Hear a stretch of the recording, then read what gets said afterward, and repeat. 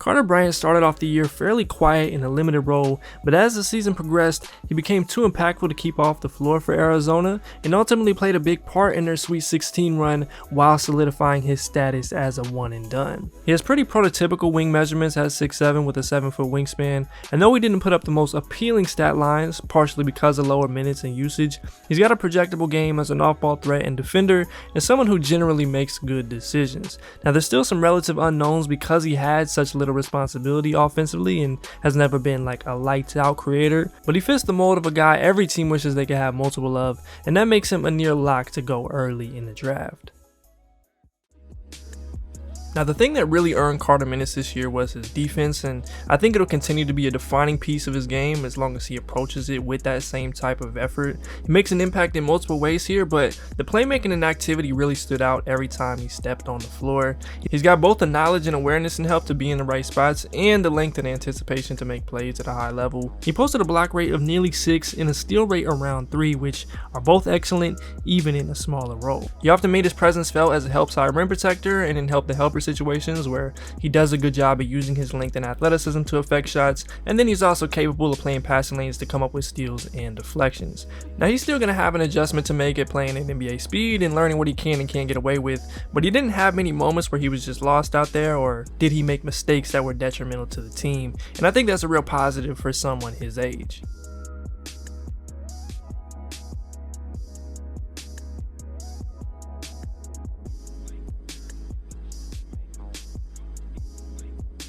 Somebody to screen and drops you backdoor down. He's been a great passer. These back cuts have been everywhere for Akron, but the healthy.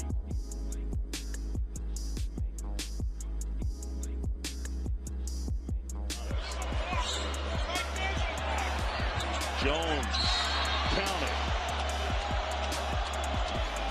Jefferson can't hit. Johnson turned away, man, that back door is working for Akron.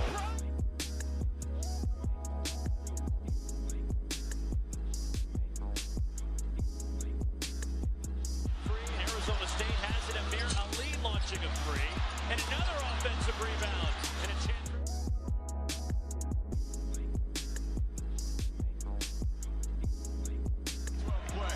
Mason Madison tries to answer.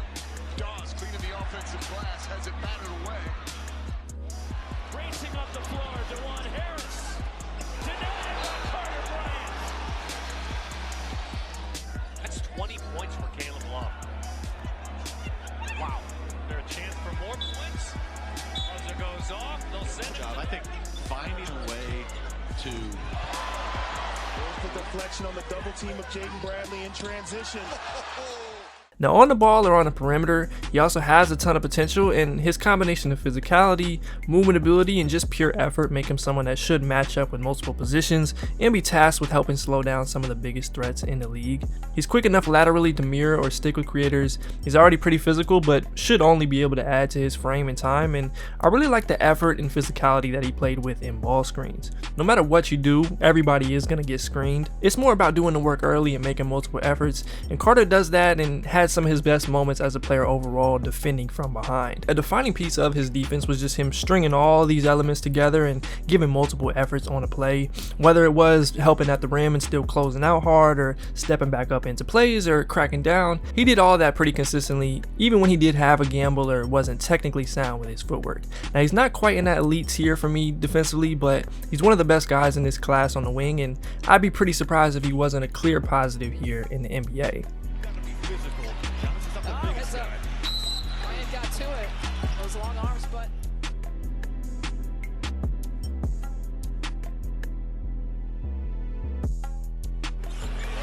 drills it. On Sunday, if they win this game on Sunday, they have to do a better job of taking care of basketball. Here's Young, gets blocked again by Bryant. They're going to play even for a few minutes. You can see exactly why Jaden Bradley, Caleb Love, and KJ Lewis, all top 6 in the Big 12 in fast break points per game individually.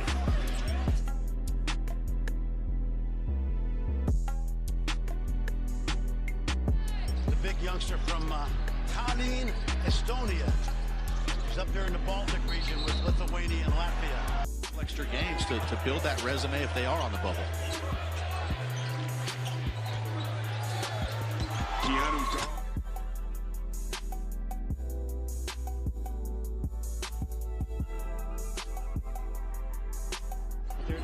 great looks.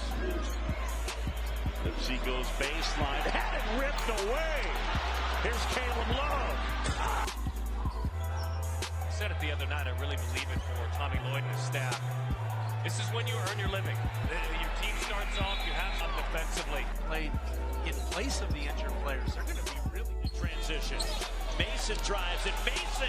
He made the start, but did not last a minute and had to leave the game. He will not return for the Sun Devils. That leaves again Bobby Hurley with only 6 healthy scholarship players. Now on the offensive end, Bryant wasn't particularly involved and didn't have production that jumps off the page, but he has a projectable skill set as an off-ball wing. He's a capable shooter. He shot about 37% from 3 on mostly spot-ups or catch-and-shoot looks. He's got a solid base. He's usually shot ready, and he hit his share of big shots throughout the year. Now he's a mostly stationary guy. He'll give you a few shakeups or move into open spaces, but he doesn't do too much beyond that yet. But you can see him fitting into an NBA offense and providing value as a floor spacer pretty seamlessly. Now as for the rest of his game, he's also a solid cutter and mover without the ball. There were a handful of design looks he had where he executed lobs, but also plenty of times where he improvised and made himself available or even opened up shots for his teammates. His athleticism obviously allows him to finish above the rim, especially off of 2 feet, and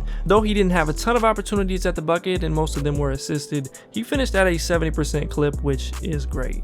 He also got out and ran in transition and converted there, and I think he'll shine even more in that aspect in the NBA, especially if he can continue to be as prolific a defensive playmaker as he was this year. The NBA teams, but as you pointed out, he's been on fire lately. First 10 games, shot 41. Great tonight yet. Beat on the baseline.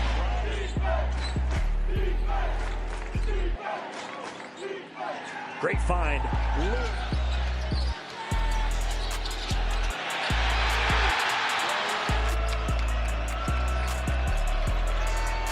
Good cut, backdoor cut, and the youngster. Right here tonight.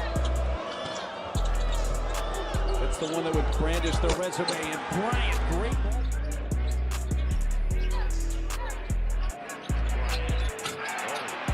9 points here so far. Working it around out of that timeout. Short for Bryant, who takes his own. Made an impact with that and the transfer game. Inside, there's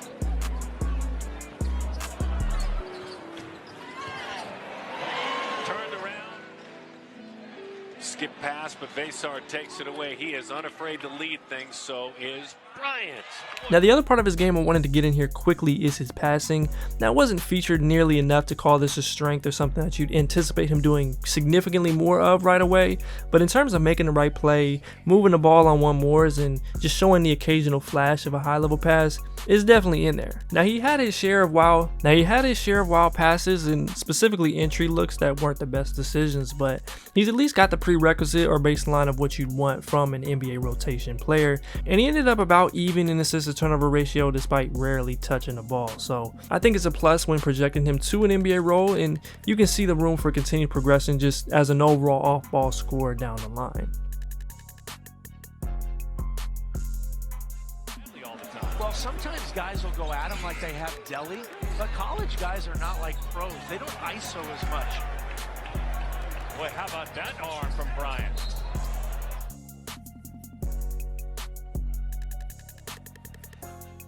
those three-point field goal attempts. Oh, that would have been some move. Great look up the floor. Outlet pass, Lewis looking for the finish, can't get it.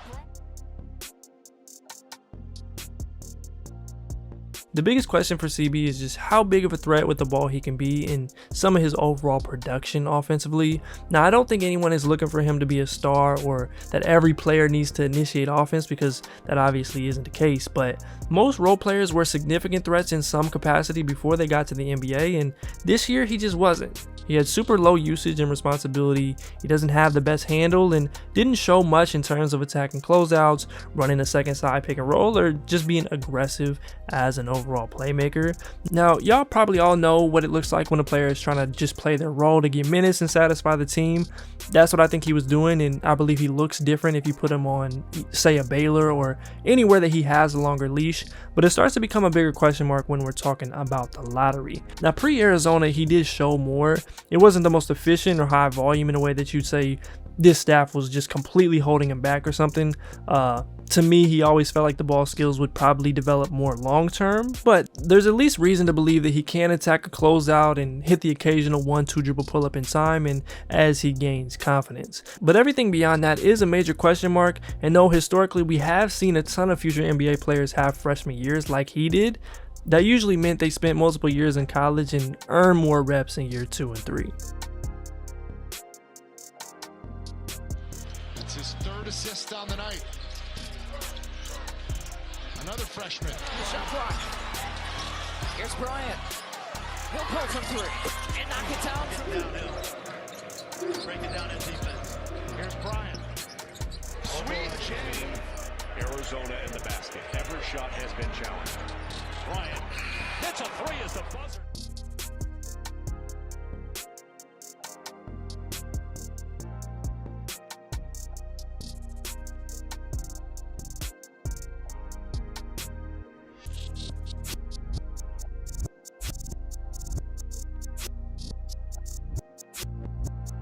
Beyond the arc, you gotta know they want that three-point shot, so you can't overreact to the penetration.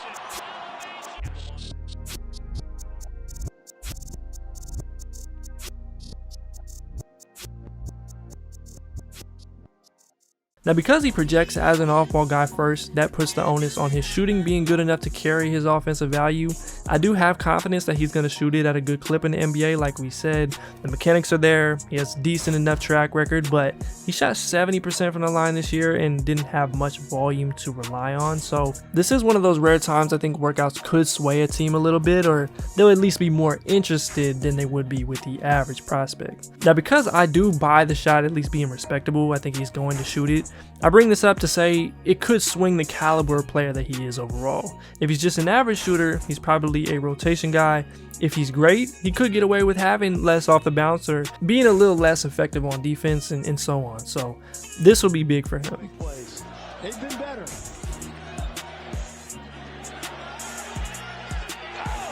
And finishing things up here, one thing that did stand out throughout the year was his foul rate. He wasn't quite Jaren Jackson or Jackson Hayes level bad, but he was up there at nearly 5 fouls per 40 minutes, and he had his share of avoidable ones where he was either a bit too physical or got caught with his hand in the cookie jar or whatnot. So it'll be key that he figures out what he can and can't get away with, because it doesn't matter how good of a defender you are if you just can't stay on the floor. Now, for whatever reason, it also felt like he had a much higher rate of terrible calls than basically anyone else I watched this year.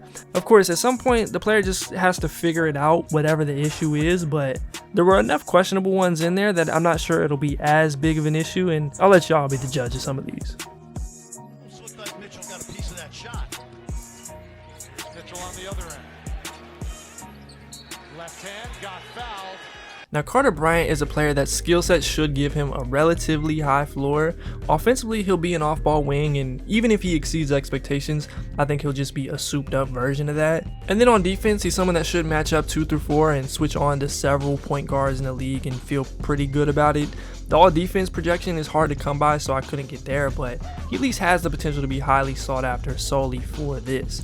Now where he ends up as a player will come down to how good a shooter he can become, and then everything playmaking or creation related. He probably shoots and defends well enough to throw some minutes at his worst, but if he can improve the skill set, that's going to take him to the next couple levels, even if star might be a little lofty in expectation. He's one of those players who could fit basically anywhere, but I like him a lot in San Antonio. You've got an Orlando where he could be the best version of some of the guys they've drafted recently, and then this big group of teams like Chicago, Houston, Atlanta, and OKC, even Toronto, though 9 might be a little high. I think he makes sense in all those spots, so it's going to be tough for him to make it past those teams in the teens.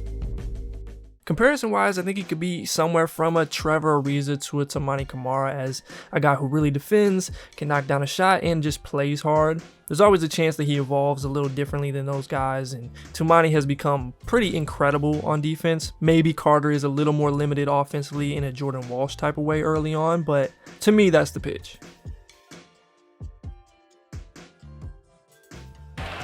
Dallas in the open court. PJ Washington going all the way. Carter Bryant has one of the more projectable games in the class as a wing who defends at a high level, can knock down a shot, and can at least make a play as a team playmaker. Now there's a certain level of risk in taking someone high that we haven't seen play 25 minutes a game consistently or be more than a 4th or 5th option in college, but I think there's enough there to consider as high as the late lottery and feel good about getting a future contributor at the least.